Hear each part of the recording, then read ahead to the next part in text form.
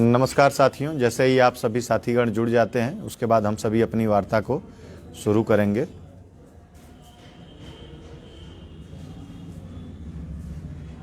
थोड़ा सा नीचे।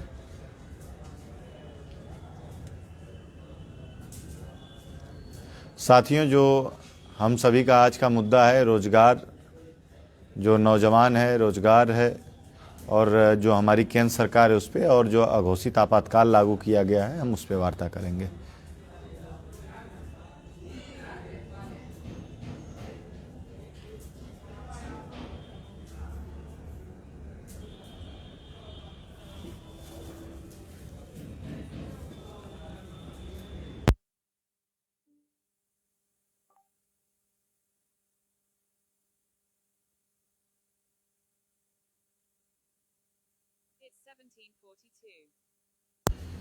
नमस्कार नमस्कार विकास नायक जी, वैभव जी, नमस्कार।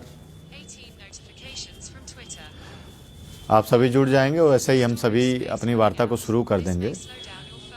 साथियों, जो हमारा मुद्दा था छात्र नौजवान रोजगार और केंद्र सरकार, और साथ ही साथ जो अघोषित आपातकाल लागू किया गया है उसके बारे में। धन्यवाद अर्जुन जी। हम आते हैं अपनी अब वार्ता की जो कड़ी है। अमरिंदर सिंह बाहुबली जी जुड़ गए हैं, बहुत बहुत धन्यवाद अमरिंदर जी। इनके बारे में बताना चाहूँगा कि अमरिंदर भाई लोगों ने 69,000 शिक्षक भर्ती का आंदोलन पिछले लगभग 3 सालों से यह कर रहे हैं, और पिछले 100 दिनों से ऊपर हो चुके हैं इनको, और यह लखनऊ के इको गार्डन से अपने आंदोलन को चला रहे हैं, सामाजिक न्याय की लड़ाई लड़ रहे हैं। आप सभी को मेरा क्रांतिकारी सलाम है। तो कहीं ना कहीं हम आपकी जो चर्चा है अपनी बातों में करते, हालांकि आप पहले ही आ गए तो इसलिए आपका शुरुआती हम परिचय दे दिए। मेरे साथियों, आप देखेंगे कि आपके समक्ष जो चुनाव है लगभग 2022 का, वह आपके समक्ष है। तमाम जो राजनीतिक पार्टियां हैं आप सभी के लिए तमाम वादे कर रही हैं, आप सभी के लिए तमाम जो अपने एजेंडा हैं वह एजेंडे को लेकर के आ रही हैं। हम ठीक आज से 7 साल पहले की बात करते हैं, जिस समय देश के प्रधानमंत्री नरेंद्र मोदी जी बनने वाले थे। हम चूँकि 2 करोड़ रोजगार, इनका 2 करोड़ रोजगार इस प्रकार से व्यक्ति सुना है जैसे कि लगता है 2 करोड़ या लोगों को उसकी तुलना ही नहीं कर सकते। इनकी बात ही अलग रहती है कि 2 करोड़ जैसे व्यक्तियों को हाथों में देते हुए या चले जा रहे हैं, लोगों को प्रसाद देते चले जा रहे हैं। संतोष यादव जी का सवाल है, कहाँ है अखिलेश जी? मैं इलाहाबाद हूँ, यूनिवर्सिटी हूँ। कृष्णा यादव जी का क्या नाम है, चाय उधार है मेरी। हाँ, आएंगे चंदौली और मिल के पियेंगे। तो साथियों, हम आते हैं जो हमारा जो मुद्दा है इस पे, कि आप देखेंगे कि 2 करोड़ रोजगार। अनुज सर भी जुड़ गए हैं, अनुज कुमार चंद्रा सर, स्वागत है सर। साथियों, आप देखेंगे कि जो 2 करोड़ रोजगार की इन्होंने बात की थी, या 2 करोड़ रोजगार पूरी की पूरी तरीके से इनका फिसड्डी साबित हुआ। आज 7 साल होने को हैं। हमने लगभग इनके 6-7 जो बड़े न्यूज पेपर्स है उनमें इनका जो इन्होंने अपना छपवाया था विज्ञापन, उसमें लिखवाया था किन्हीं अखबारों में 3.5 करोड़, 3.25 करोड़, 2.5 करोड़, 2 करोड़ 76 लाख, इस तरीके से इन्होंने रोजगार की इन्होंने अपनी एक गारंटी के तौर पर छपवाया था। लेकिन साथियों, सच्चाई है कि आप यह देखेंगे, यह रोजगार इस प्रकार से जोड़ करके एमएसएमई का दे रहे हैं कि जो चाय बेचने वाला है, या जो जूता सिलने वाला है, या जो मोची है, या जो दर्जी है, या जो फल बेच रहा है, उसको भी इन्होंने अपने ही खाते में जोड़ा हुआ है। तो हमारा आपसे भी यह सवाल है कि क्या नरेंद्र मोदी जी के प्रधानमंत्री बनने से पहले मोची वाले जूता नहीं सिलते थे, जो दर्जी था वह कपड़ा नहीं सिलता था, या जो फल बेचने वाला सड़क पर है वह फल नहीं बेचता था? तो सवाल हम सभी से है, सवाल आप सभी से है कि रोजगार की जिस प्रकार से परिभाषा ही नरेंद्र मोदी जी ने बदल दी है, यह हम सभी के लिए काफ़ी हास्यास्पद है, और हम सभी के लिए काफ़ी ही कह सकते हैं विचाराधीन है। वैभव सिंह जी का क्या नाम है, पेपर लीक इनका ट्रेडमार्क हो चुका है। तो पेपर लीक, इनका जो भी एग्जाम्स हो इनका पेपर लीक ही होता है। चाहे योगी जी हों चाहे मोदी जी हों, पेपर लीक के जनक इनको की संज्ञा दी जाए तो या कम नहीं होगा। अभी टेट के पेपर होने वाले थे, वह भी उसके भी पेपर लीक हो गए। अभी इससे पहले दरोगा भर्ती हुई, यूपीएसआई हुई, नलकू विभाग की हुई, शिक्षक भर्ती हुई, सारे के सारे पेपर लीक इनके हुए। लेकिन जो सरकार है इसका अलग ही दावा है कि हम बुलडोजर चलवाएंगे, ये करेंगे वो करेंगे, और जब जांचें होती हैं तो आप देखेंगे जो सरकार के नुमाइंदे हैं वही पकड़े जाते हैं। राज्य सरकार जो कि दावा कर रही है कि हमने 4.5 लाख जो है सरकारी रोजगार, सरकारी नौकरी, एमएसएमई के हमने चर्चा की, अब हम सरकारी नौकरियों की बात कर रहे हैं। योगी जी ने दावा किया कि हमने 4.5 लाख रोजगार दिया है। जब हम आपको बताना चाहेंगे साथियों कि जब हम लोगों ने आरटीआई डाली और इनसे विवरण मांगा कि आप किन किन विभागों में ये 4.5 लाख नौकरियां दिए हुए हैं, तो इन्होंने साफ तौर पर मना कर दिया कि ऐसी हमारे पास जानकारी नहीं है। तो सवाल यह भी बनता है कि आखिरकार यह 4.5 लाख आप कहाँ पर किसको नौकरियां दे दी? जी वैभव जी, टेट की परीक्षा 1 महीने के भीतर कराने के वादा किए थे, 1 महीने बीतने को है लेकिन अभी तक कोई जानकारी नहीं है। हाँ, इनका कहना हम कुछ रहता है और इनकी जो कार्यप्रणाली रहती है वह कुछ रहती है। कृपया कैमरा हमारी तरफ कर लें और हमारी तरफ। तो साथियों, जो वार्ता थी इनकी कि नौकरियों को लेकर के, आप देखेंगे कि पूरी की पूरी तरीके से जो सरकार है वह फिसड्डी साबित हुई है।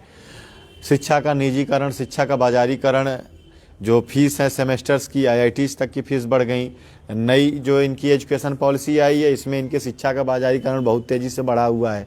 आखिरकार जो गांव गरीब किसान का बेटा है वह किस प्रकार से शिक्षा ले, उसका इन्होंने कोई भी प्रावधान नहीं किया है। जो सरकारी स्कूल थे वहाँ पर शिक्षकों की कमी है। यूनिवर्सिटी जो है वहाँ के professor, assistant professor, associate professor की भारी तादाद में कमी है, भर्तियाँ हो नहीं रही हैं और ठेके पर रखने की इनकी प्रथा लगातार चल रही है। शोध में लगातार कटौती हुई है। तो हम जब शिक्षा की बात करते हैं तो शिक्षा पे कहीं ना कहीं भारी गिरावट का सामना हम सभी को करने को मिलता है। साथियों, अभी आप देखेंगे कल के ही दिन प्रयागराज में, जो कि इलाहाबाद था, अब इसका नाम बदल दिए प्रयागराज, कहते थे कि इसके नाम बदलने से इंफ्रास्ट्रक्चर और विकास में काफ़ी परिवर्तन होगा। हम सभी के सामने है क्या इंफ्रास्ट्रक्चर में परिवर्तन आया, क्या विकास आया, क्या नौकरियां आई, क्या रोजगार के नए अवसर सृजित हुए। कि कल नरेंद्र मोदी जी आए थे, यहाँ पर तमाम छात्रों को, छात्र नेताओं को घर पर ही बंदी बना लिया गया, इनको घर से बाहर नहीं निकलने दिया गया, और तमाम जो पुलिस वाले थे लगातार इनका पीछा कर रहे थे, लगातार इनको बंदी बना रहे थे।